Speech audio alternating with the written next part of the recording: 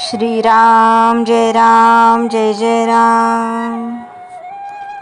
सुखदुःख मनावर अवलंबून आहे. जिथे रोग असेल तिथेच औषध लावले तर उपयोग होईल. दुःखाचे मूळ कुठे आहे हे प्रथम पहावे. प्रपंचात काही न्यूनता पडली की दुःख होते. श्रीमंताच्या किंवा गरिबाच्या सुखदुःखात तसा फरक तो कोणता? एखाद्याजवळ पैसा पुष्कळ आहे परंतु मूलबाळ नाही म्हणून तो दुःखी असतो, तर दुसऱ्याला संतती आहे पण पैसा नाही म्हणून तो कष्टी होतो. तिसऱ्याला संतती संपत्ती वगैरे सर्व आहे परंतु पोटदुखीच्या विकाराने तो बेजार आहे. एकंदरीत सुखदुःखे कोणालाही सुटली नाहीत. जितक्या गोष्टी कमी पडल्या तितक्या प्रयासाने सुद्धा आणल्या तरी पण न्यूनता काही सरत नाही. दुःखावर आपण वरवर उपाय करतो परंतु आपल्या दुःखाच्या मुळाशी आपले मनच आहे हे नाही आपल्या ध्यानात येत. खरोखर सुखदुःख हे वस्तूत नसून आपल्या मनस्थितीवरच अवलंबून आहे. वस्तू चोरीला गेली त्यावेळी झोपेत आनंदात होता, पण जागे झाल्यावर वस्तू गेल्याचे समजल्यावर दुःखी झाला. म्हणजे दुःखी होते ते मन. तेव्हा औषध द्यायचे ते मनाला द्या. संतांनी मनाला शिकवण दिली. आजवर आम्ही विषय सुख सख्या मुलाप्रमाणे भोगले आणि परमार्थ सावत्र मुलासारखा केला. सावत्र आईप्रमाणे आम्ही मनाला शिकवले. ज्याचा सहवास झाला त्याप्रमाणे मनावर परिणाम होऊ लागले. विषयाचा सहवास गर्भापासून आपण ठेवतो म्हणून विषयापासून मिळणारा आनंद खरा असे मानू लागलो. ज्याचे बीज लावले त्याची फळे खावी. आपण विषयाचे बीज पेरतो आणि विषयाची फळे दुःखदायक आहेत. मग म्हणून शोक करतो. याला काय करावे? व्यापारी दरवर्षी आढावा घेतात त्याप्रमाणे माझे विषय किती कमी झाले हे आपण पाहावे. जितकी प्रपंचाकरता तळमळ करतो तितकी भगवंताकरता करावी. प्रपंचातल्या अनुकूल परिस्थितीपेक्षा प्रतिकूल परिस्थिती ही परमार्थाला जास्त उपकारक आहे. परमार्थ हा परिस्थितीवर, श्रीमंती गरिबीवर, रोगी निरोगीपणावर वगैरे कशावरही अवलंबून नाही. मनाची स्वस्थता, अंतःशुद्धता, आचरणाची पवित्रता यावर तो अवलंबून आहे. प्रपंचातल्या सोयी आणि गैरसोयी या दोन्ही परमार्थाच्या आड येतात. आपण रस्त्यातून चाललो असताना एखादे अत्तराचे दुकान पाहून थांबलो काय किंवा मिरच्यांचे दुकान पाहून थांबलो काय? रस्ता चालण्याच्या दृष्टीने दोन्ही घातकच ठरतात. प्रपंच मुळात चांगलाही नाही आणि वाईटही नाही. आपण आपली आसक्ती त्यात कालवतो म्हणून आपल्याला तो सुखदुःख देतो. ही आसक्ती काढणे याचेच नाव परमार्थ होय. श्रीराम जय राम जय जय राम. चैतन्यवाणी त्याच गोष्टी आसक्ती सोडून करणे याचे नाव परमार्थ. श्रीराम जय राम जय जय राम. श्री मनाचे श्लोक 24 निरूपण. रघुनायका विनवायासी नावे, जनासारखे व्यर्थ कावोस नावे. सदा सर्वदा नाम वाचे वसोदे, अहंतामणी पापिनी ते नसोदे. यापूर्वी 22व्या श्लोकामध्ये समर्थ मना सज्जना हित माझे करावे, रघुनायका दृढचित्ती धरावे असे सांगतात.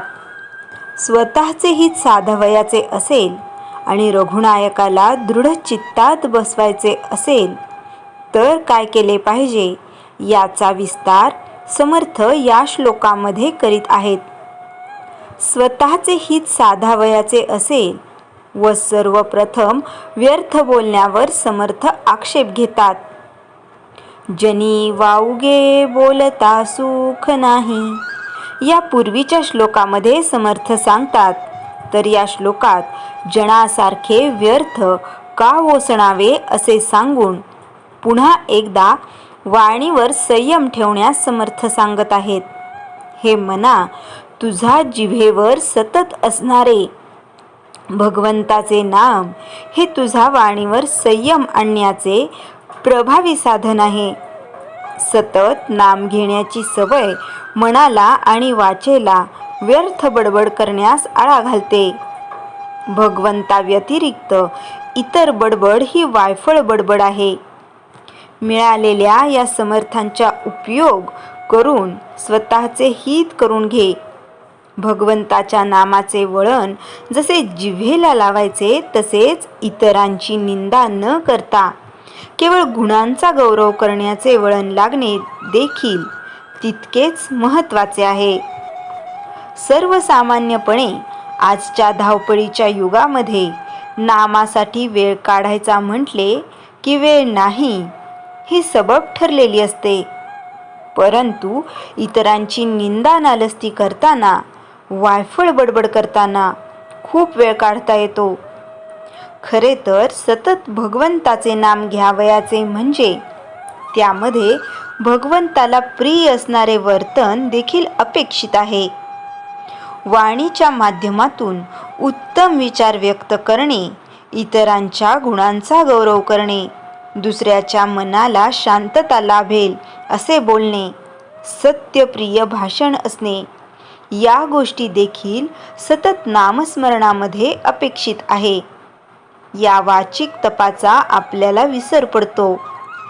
समर्थांनी यापूर्वीच्या श्लोकामध्ये स्वये सर्वदा नम्र वाचे वदावे, म्हणा सत्य ते सत्य वाचे वदावे, वाणीचे महत्त्व स्पष्ट केले आहे. या ठिकाणी समर्थ सांगतात, सदा सर्वदा नाम वाचे वसोदे. सतत भगवंताचे नाम घेताना अजून एक पथ्य समर्थ सांगतात, ते म्हणजे अहंता मणी पापिनी ते नसोदे. खरे तर भगवंताचे नाम आणि अहंकार या दोन्ही गोष्टी एका ठिकाणी राहूच शकत नाहीत. सर्व काही मी करतो हा भाव माणसाच्या मनात खोलवर रुजलेला असतो. त्याच्या बोलण्यातून हा दर्प सतत जाणवत असतो. कोणाचे कोणा वाचून अडत नाही हे सत्य माहीत असून देखील मी करतो हा व्यर्थ अभिमान त्याची पाठ सोडत नाही. स्वतःच्या कर्तृत्वाचा स्वतःच गौरव करणाऱ्यांनी अहंकारी वृत्तीपासून समर्थ दूर राहण्यास सांगतात. स्वतःच्या कर्तृत्वाचा अहंकार असणाऱ्या अहंकारी व्यक्तींना इतरांनी केलेल्या सहकार्याची जाणीव नसते. जे केले ते मी केले, माझ्यामुळे सर्व घडले असाच त्याचा भाव असतो. या अहंकारी वृत्तीमुळे अशा व्यक्तीकडून अनेकांची मने दुखावली जातात. या अहंतेचा समर्थ पापिणी असा उल्लेख करतात. अभेदा माझी वाढावी भेदा, ते हे अहंता. मनामध्ये द्वेष निर्माण करणारी ही अहंता.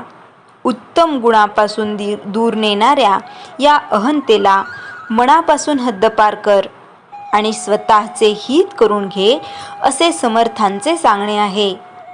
जय जय रघुवीर समर्थ.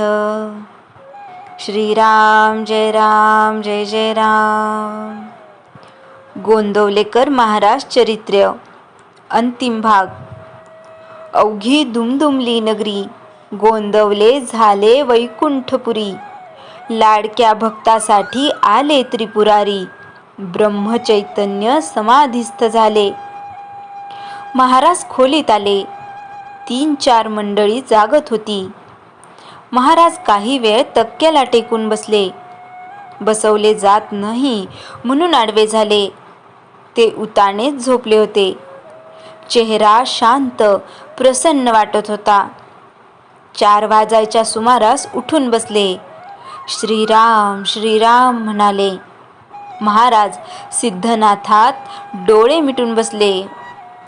ते अगदी योग्यासारखे दिसत होते. 5:15 वाजता त्यांची समाधी उतरली. नंतर त्यांनी प्रातर्विधी आटोपले व रामाला साष्टांग नमस्कार घातला. रामाला म्हणाले, रामा, माझ्या माणसांना सांभाळ. आणि बाकीच्यांना म्हणाले, ही रामाची अखेरची सेवा बरं का.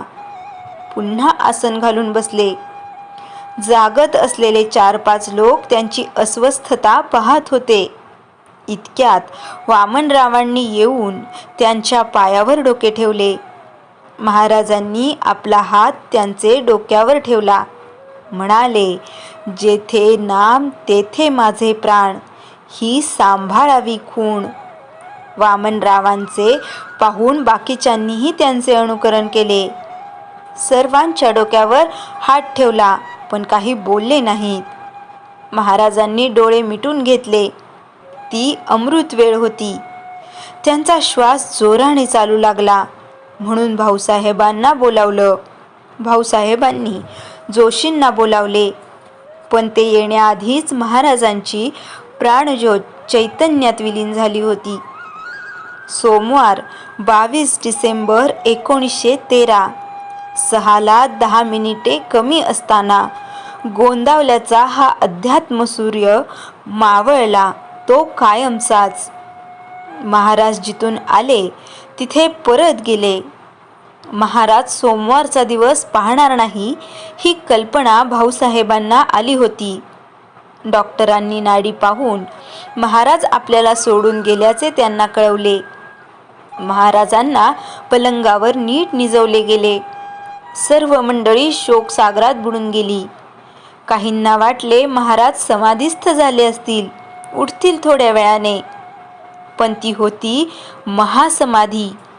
संपूर्ण गोंदवले गाव दुःखात बुडून गेले. महाराजांना रामापुढे आणले. वाऱ्याच्या वेगाने वार्ता सगळीकडे पसरली. त्यांचे अंतिम दर्शन घेण्यासाठी लोकांची झुंबड उडाली. सर्व शोक सागरात बुडून गेले. आपले मायबाप हरवला. जिथे आपली सुखदुःख निसंकोचपणे मनमोकळेपणे सांगावे, तोच हरवला. आता कुणाला सांगणार. भाऊसाहेबांनी सगळीकडे ताऱ्या करवल्या. नागप्पा ब्रह्मानंदांना बातमी देण्यास गेले असता त्यांची गाठ वाटेतच पडली. बातमी कळताच ते मटकन खाली बसले. मोठ्याने आक्रोश करू लागले. नंतर 3 दिवस ते गायब राहिले. ब्रह्मानंद येण्याची चिन्ह दिसेना, तेव्हा महाराजांचा अंत्यसंस्कार करायचे ठरवले. महाराजांचे शब्द आठवून अभ्यंकरांच्या गोठ्याजवळ दहन करायचे ठरवले. शोभिवंत विमान तयार केले. त्यात महाराजांचा देह ठेवला. गळ्यात तुळशीचा मोठा हार घातला. पूजा आरती केली. रामाच्या गजरात सर्वांनी विमान उचलले. महाराजांच्या चुलत भावाने अंत्यसंस्कार केले. संध्याकाळी 7 वाजता चिता शांत झाली. ज्यांनी कधी कोणाला दुखावले नाही, कोणाजवळ काही मागितले नाही, सर्वांवर अत्यंत प्रेम केले, ज्यांना दुसऱ्याचे दुःख पाहावले नाही, ते महाराज सगळ्यांना दुःखाच्या खाईत लोटून निघून गेले. संस्थेची सर्व व्यवस्था ब्रह्मानंदांनी लावून दिली. ती तशीच आजपर्यंत चालू आहे. संतांचे सामर्थ्य त्यांचे समाधीजवळ जास्त प्रमाणात असते. गोंदावल्यात महाराज चरित्र समाप्त. श्रीराम जय राम जय जय राम. जयाच्या जनी जन्मनामार्थ झाला, जयाने सदा वासनामात केला. जयाच्या मुखी सर्वदा नाम कीर्ती, नमस्कार तया ब्रह्मचैतन्य मूर्ती. श्रीराम जय राम जय जय राम. जानकी जीवन स्मरण जय जय राम.